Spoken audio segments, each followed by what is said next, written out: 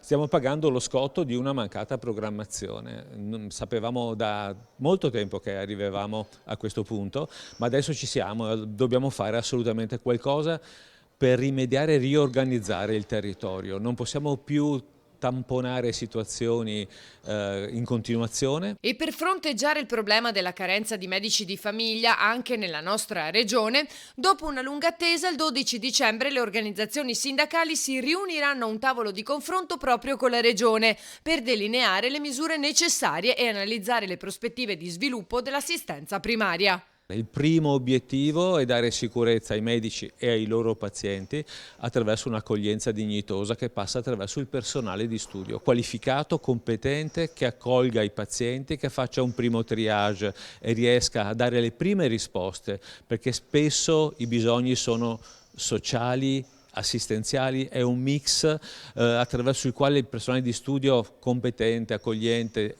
di esperienza riesce a selezionare e a portare al medico i problemi già predigeriti, se così possiamo dire. Soltanto il 23% della popolazione veneta oggi può usufruire di un servizio di medicina generale di questo livello, solo il 23%, che è dato dalle medicine di gruppo integrate. Il 40% della popolazione ha un medico di famiglia che non ha neanche la segretaria. Ma quello del personale non è l'unico problema. Che oggi i giovani medici non vogliono più fare il medico di medicina generale. Noi perdiamo il 40% di giovani fra l'iscrizione al corso, la frequentazione del corso per il diploma e il dopo diploma. Su 18.000 posti di infermieri soltanto 16.000 si sono presentati.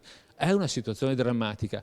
Qual è la risposta che bisogna dare? Bisogna dare risposta alla dignità professionale di queste categorie.